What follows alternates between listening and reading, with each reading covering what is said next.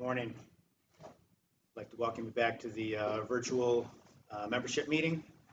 We're going to get started right off with the President's report. Power and utilities working overtime as needed. We had a compressed air failure in the tunnel, making the need to get out of the tunnels even more urgent. Engineering companies now down there doing thickness tests on all the piping that needs to be replaced. 8061's working 710s on infrastructure upgrades, new projects, and various shutdown assignments. Engine plant, the 2.0 liter upgrade Model 3 is the unit they'll be getting.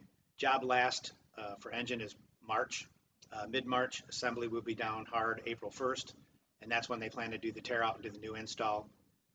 For right now, swarf will be abandoned in place. The new model engine goes into the escape. There'll also be another line coming.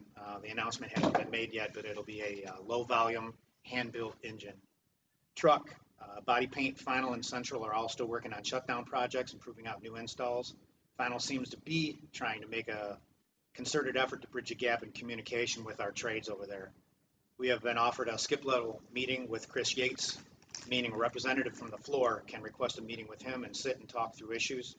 It's not supposed to be a bitch session. It's supposed to be a time to move past the emotions that sometimes arise on the floor to get a real problem solving and brainstorming session going.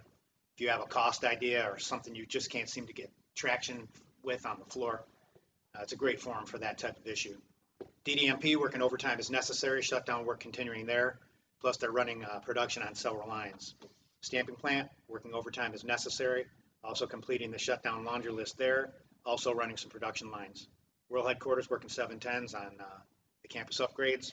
Vehicle service center working regular schedule. Training for the F-150 hybrid will be starting soon. It was supposed to start on the 28th, but they had to push that date around, so we're waiting for the date right now, as well as trying to schedule the training for the Mach-E for those mechanics out there. We had our good and welfare with BEV. About the BEV, we've come to know that we're kind of still in the same pattern. We have approximately 30 trades. We don't have the blend yet. We don't have the calendarization yet. It's at the board of directors for complete approval, but there's supposed to be a big announcement coming on Thursday, which is tomorrow, and the program rollout is supposed to happen at that point. Unit information, we were told by labor that the SharePoint negotiated will be up and running soon. There was a massive migration from Ford's old system to a new system, and our page got pushed to the side.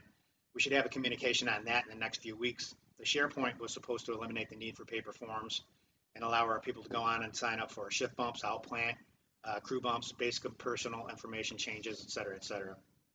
Hoodie orders are due September 20th. All orders have to be turned in by that date. There was a general wage increase of 3%. Collective bargaining agreement agreed that it took effect on September 14th. Flu shots will be offered at truck plant October 1st from 11 to 7 and October 2nd from 11:30 to 5:30 p.m. And we're all supposed to have them for our unit over at the Ernest Lofton Center October 6th and 9th. We don't have the times yet, so I'll get that out as soon as we get them. Labor is currently in discussion about transportation from the parking lot during the winter months for certain plants. I'll give you the updates on that as we get resolution.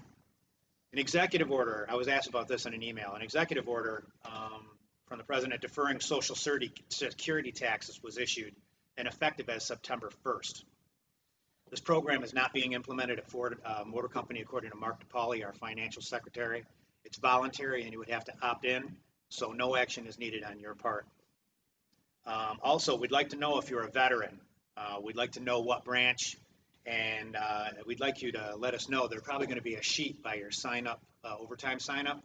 We'd like you to, if you'd like to be involved in it, we're trying to figure out a way to recognize our veterans in our unit and tool and die unit. So if you could be so kind as to go to that sheet by the sign-up and put your name and your branch and everything. And we're working on something to recognize the veterans in our unit. And while I'm talking about veterans, I wanted Paul to speak to a little bit of what we're doing as far as supporting them. Thank you, Greg. I just want to take a couple minutes and explain an initiative that we're getting ready to be part of. As proud members of Local 600, one of the tenets of our mission statement as a union is to give back to the community. And your leadership team and the appointed reps at Maintenance Construction Unit have decided to sponsor Guitars for Vets. It's a charitable organization that supports our wounded warriors, our returning veterans. We were surprised to find that there's over 1 million veterans today that suffer from post-traumatic stress disorder, among other ailments and injuries that they've suffered in their military service.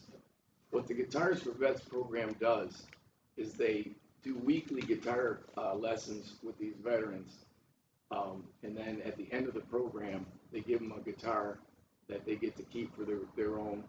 And the organization has been very successful in helping the veterans cope with their issues that they're dealing with and bring them into a greater community of music.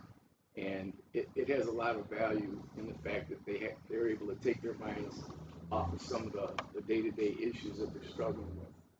So what we're proposing is to take them on as one of our pet charities. And in the very near future, we're going to be doing some different things to try to raise some funds for the Guitars for Vets. So look out for some of our notices. They'll be coming out. We're going to do some fundraising.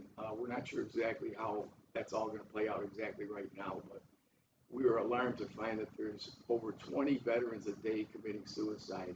And we feel if there's something that we at MC Unit can do to help these warriors, we want to do everything we can to be part of the solution. And we look forward to your involvement and your participation. Thank you, Greg. Thank you for that. Also, in addition, we wanted to mention that the lateral bid period will open on September 28th, and it'll be open through close of business on October 16th. Committee reports, health and safety, the tool and die parking lot, DDMP parking lot's been a mess. We understand it. We know it. It's they're restriping it. They passed a lot of holes. They're doing their absolute best to keep everybody parking where they're supposed to be. There's a green section now for non-Ford vehicle area parking, and there's also a designated walkway. Second week of shutdown, no reported injuries, so that was quite a good thing. Pipe failure in the tunnel was very scary, and we just wanted to say we're very thankful that no one was down there and no one was injured in the process. Benefits, they have, optional life insurance will be on hold until the next year. Unicare will be taken over by MetLife. So if you have OLIP or ILIP, that'll be taken over by MetLife. The Joint Apprenticeship Committee, the electricians will be rotating on October 5th. We currently have 80 apprentices on course, and we were also given permission to canvass, so we should be adding about another 17 apprentices starting September 28th.